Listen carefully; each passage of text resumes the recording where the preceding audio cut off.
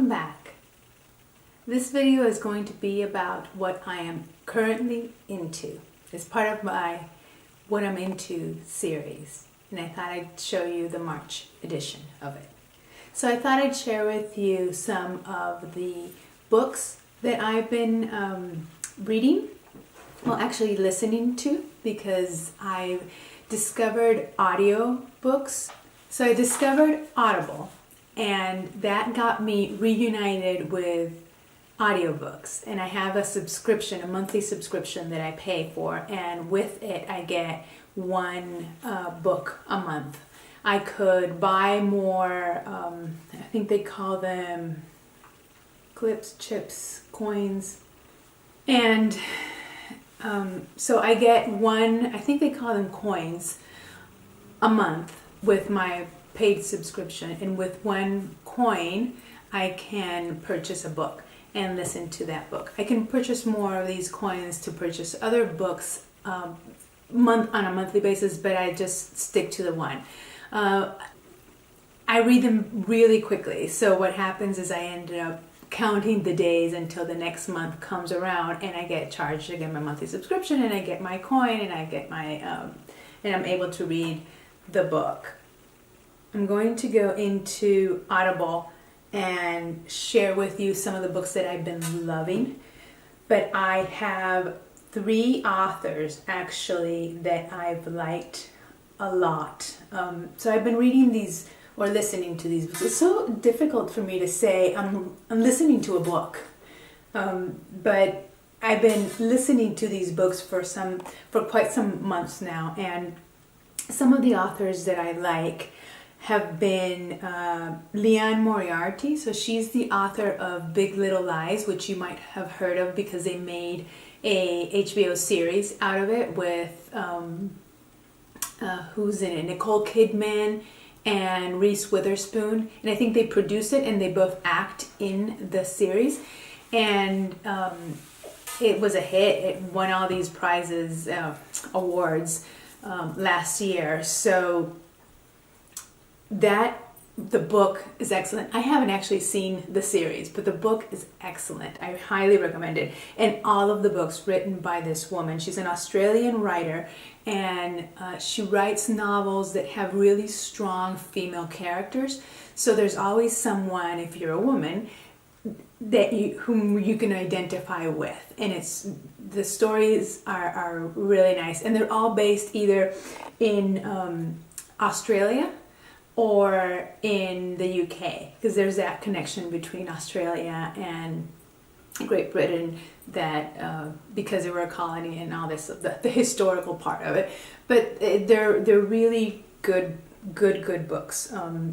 The other author that I've also been into that is also an Australian author is Kate Morton, and she writes historical fiction kinds of books. And so her books, I actually liked hers even more so because she also has strong female characters in her stories and her novels, but she also has the historical element. So all of her books are period pieces, or pieces that are based in current time, but that go back because there's a character in that sometimes often is the protagonist that is an older person that is now remembering things that happened once upon a time when they were younger, and they take you back. So Kate Morton takes you back to that period of time and brings you back to current time, and it's delicious. It's really,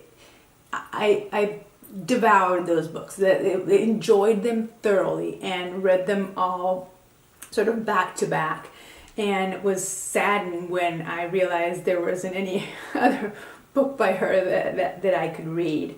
Ruth Ware, I've also read a few books of hers. I read The Woman in Cabin 10, In a Dark, Dark Wood, and The Lying Game, which is her most recent novel. I listened to those. See, I can't say I listened. I always say I read.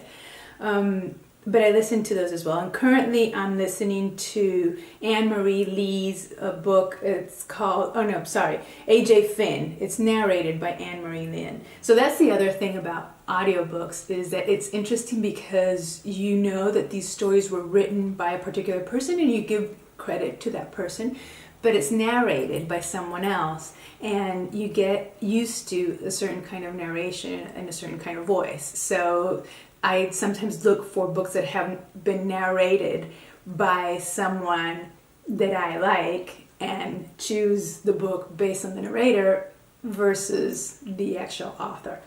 So, but the book I'm reading right now is The Woman in the Window, and it's based in New York City, current times, and it's by A.J. Finn. And I just started it, so I can't fully recommend it. But I also read, and this is one of the first ones that I read when I started Audible, was Lab Girl by Hope Jaron. And she is...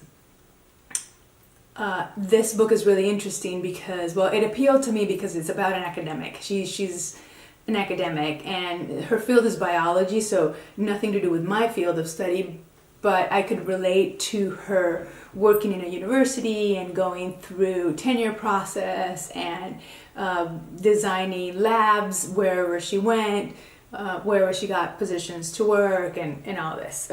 But that book is interesting also because she's the author, but she's also the narrator. So when you listen to that Audible book, or that audiobook via Audible, this is not sponsored, by the way, they have no idea who I am or that I'm doing this.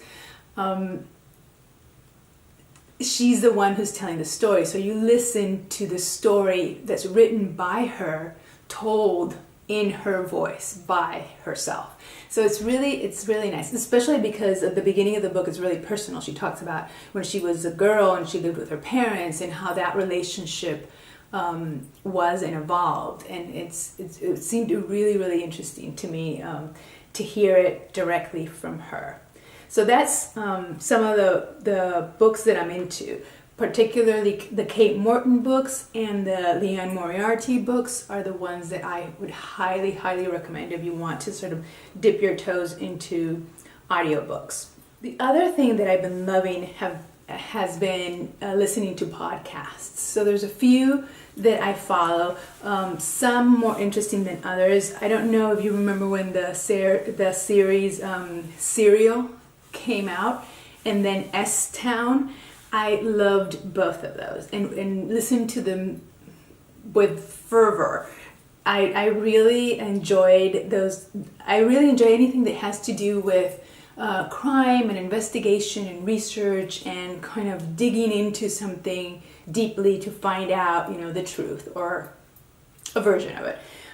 And I recently encountered one that's called True Crime Obsessed, and I just started listening to that one a couple days ago, so I can't really fully recommend it in the sense that I think it is in season 2 now, and I'm only on sort of episode 3 or 4 of season 1, and right now I think they're on episode like 38 or something like that. So I'm just beginning to dip my toes into that one.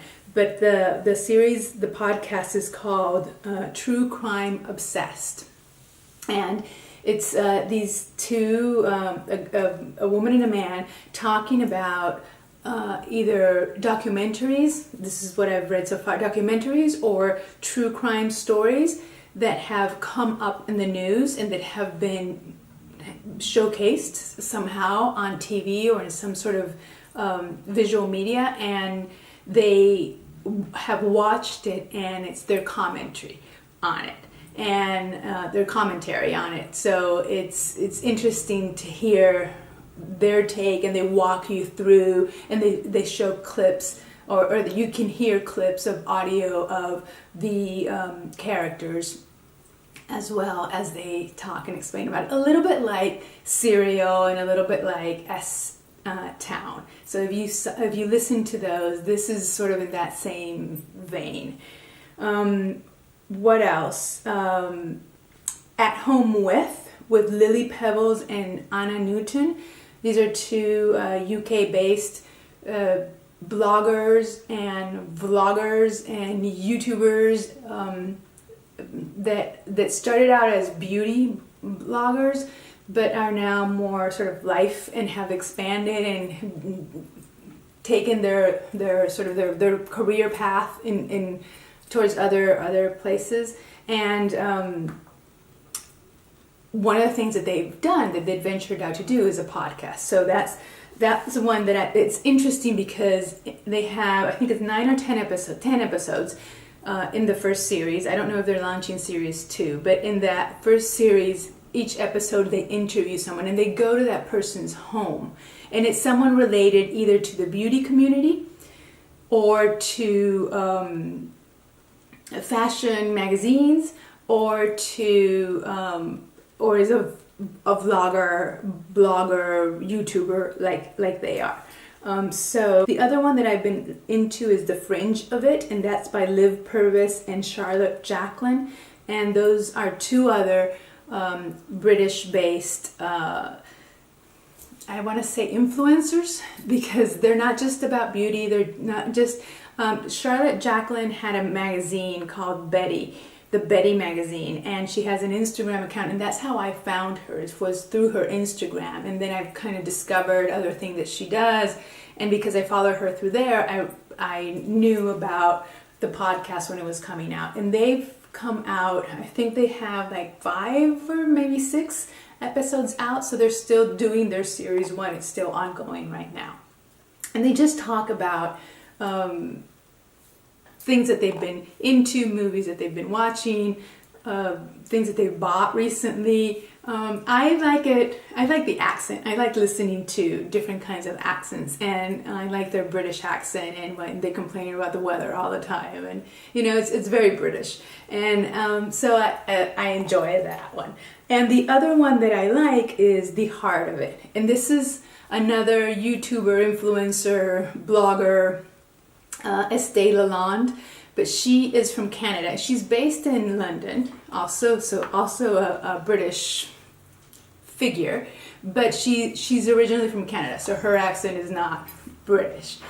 But her podcasts are really interesting because she explores particular topics and then interviews people that have either been part of the movement of the topic that she's exploring, or that have made headways towards opening opportunities for women and for themselves. And I found that really, really interesting. And I really find it interesting that these 20-something-year-olds are doing this and are very popular at it, and they have a big following of other 20-some-year-olds or older or younger that follow them and that are being influenced by these, how they understand the world and portray it to others. So I really like that, like listening to those perspectives and those different points of view. So those 4 podcasts are some that are sort of on my radar. I have others, but these are sort of like the ones that I listen to regularly, or like the true crime obsessed one that I just started to get into. So for TV shows that I'm into right now, and I don't watch that much TV, but Mike and I have gone through the process of getting rid of our cable, and now we have online streaming, so I've been watching series online, and we had started watching The Crown, which is excellent. And we watched all of season 1, and now we're on the 2nd season. I think we're on episode either 3 or 4 of season 2 of The Crown, but it's fantastic. I love it. I don't know. I'm starting to notice there's a UK British trend here. Maybe I'm on that boat right now, I don't know, but I'm loving that The Crown, and I highly recommend it. It's excellent. The other 2 that I am really into are newer ones. One is in The Crown I watch on Netflix. The other 2 that I'm watching are on TNT, The Alienist. loving The Alienist, but I think that the last episode, at least the episode for season 1, ended this past Monday. I haven't watched that. That's the last. I'm like savoring, and I don't want to watch it because I don't want it to end. But I love it. It's based in New York in the 96, and in the late 1800s, and they're investigating a crime. But what's fascinating to me is the lack of technology and how everything sort of, it's the beginnings of crime pathology, and they're beginning to discover fingerprints as ways of finding out who the perpetrator is. So it's just so fascinating. And of course, New York. I have a soft spot for New York, and so anything New York related, I love. Like the book that I'm reading right now, that I'm listening to right now, it's based in New York also, and it just takes me home. Anytime I see or hear anything about New York, it really just brings me home.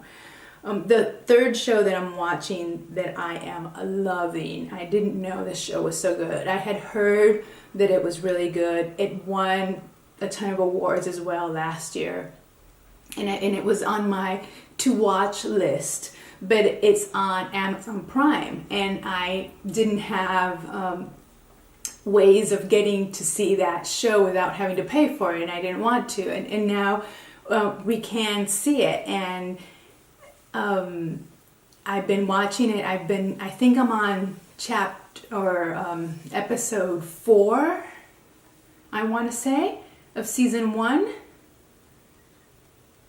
And I'm not sure that there's a season 2. In any case, I haven't told you what the show is. It's called The Marvelous Mrs. Maisel. And it's set in the 50s, the late 50s, also in New York, so bringing me home. Mainly the protagonist lives in the Upper West Side, so it's like my old neighborhood, my original old neighborhood in New York, and it's just fascinating. The shows, the movement. They show that the feminist movement incipient and coming out, and women in the 50s trying to liberate themselves from the male oppression, but the colors, the costumes, the setup, the language, everything is just wonderful. It's wonderfully done. The music is awesome, and it's funny. It's really funny. So I highly recommend it as well. So any of those 3 shows, a sure bet. And lastly, what I wanted to share with you that I'm into, or that I have been into lately, are some products that are not makeup. Sort of beauty related, but not really. The first one is the Burt's Bee Rose Water Toner.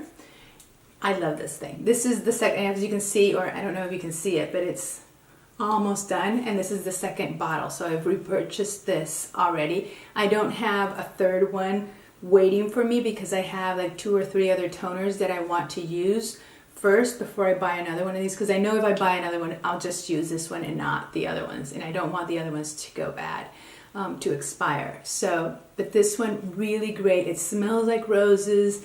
It's really gentle on the skin, but it does the job of cleaning the face, keeping it toned, keeping it moisturized, and the scent alone is delicious.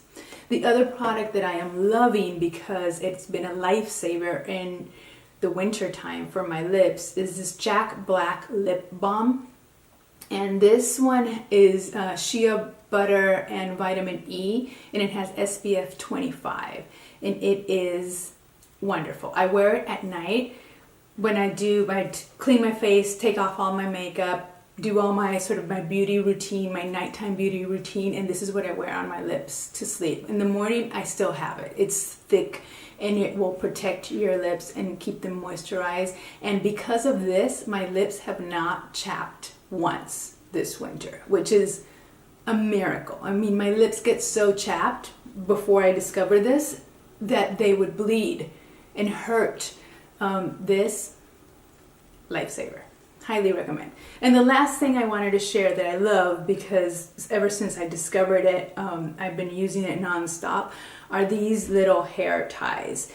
And they come in a pack, or at least when I bought them, they're called the Invisi Bauble, and I got them at Sephora. But I think I saw them at Ulta as well, and I'm sure they have them at other places, probably less expensive than what I got them for Sephora. I think I got them around like $8 or $9, and it was a little box, a little clear box, which I don't have anymore, with 3 of these. And I have since lost one. I left one in a hotel, unfortunately.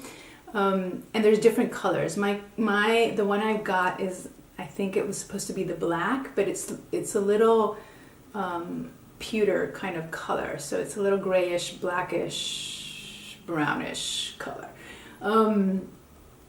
And I got this because I thought it would go with my hair, but I think it's a little too light. There's a brown color that's a little lighter. There's like a pinky nude color. There's white. There's clear. And this is fantastic. It holds your hair up in a bun. Like, my hair is really fine, and it doesn't stay put for too long. It has a mind of its own, and it really just wants to hang down wild. And this helps hold it in place for long periods of time. This will carry me through. This will carry me through a yoga class. Like, I could have my hair up in a bun with just one of these, and it'll sustain a whole hour of a yoga class without having to rearrange it or reconvene it or pull it up again. So highly recommend this. And it doesn't give you a headache. It doesn't leave you creases in your hair. And if you want to curl your hair, you just tie it up in a bun with this, and it'll keep neatly or tightly tied in the bun, so that when you release it, you have that sort of natural wave, natural curve kind of in your hair, because this holds it in. So that's it. Those are some of the things that I have been into in the month of March. Do you have any suggestions for me for podcasts, for books, audiobooks or not, shows on TV, or products that you think are incredible, life-changing, and that you continue to purchase on and on because they're just that wonderful? Let me know. I'm always in the hunt for new wonderful things that are going to change my life. I'll see you soon. Thank you for watching, and thank you for being here. Subscribe if you haven't already for future videos. See you soon. Bye.